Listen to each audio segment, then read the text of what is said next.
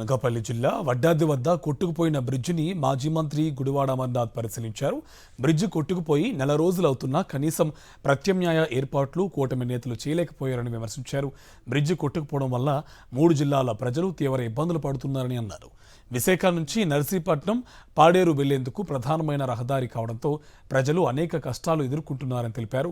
అధికారంలోకి వచ్చిన 3 నెలల్లోనే బ్రిడ్జి నిర్మిస్తామని చెప్పి హామీ ఇచ్చిన కూటమి నాయకులు 16 నెలలు అవుతున్నా ఇప్పటికీ బ్రిడ్జి సంగతి అతీగతి లేదన్నారు.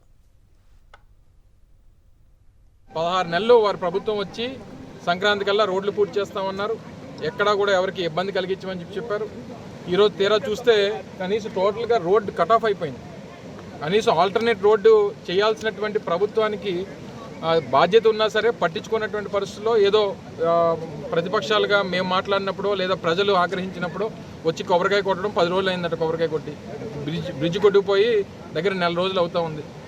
ఆల్టర్నేట్ రోడ్ ఆ గౌరీపట్నం రోడ్ నుంచి వెళ్తుంటే ఎక్కడికక్కడ ట్రాఫిక్ జామ్లు అయిపోతూ ఉన్నాయి. మెయిన్ వెహికల్స్ వెళ్ళడానికి అవకాశం లేదు. సో ఇన్ని ఇబ్బందులు పడుతూ ఉన్నటువంటి పరిస్థితుల్లో ప్రభుత్వం కనీసం స్పందించకపోవడం అనేటువంటిది మరి R&B డిపార్ట్మెంట్ ఏం చేస్తుందో, ప్రభుత్వం ఏం చేస్తుందో, స్థానిక ప్రజాప్రతినిధులు ఏం చేస్తూ ఉన్నారో ఎవరికి అర్థం కానటువంటి పరిస్థితులు.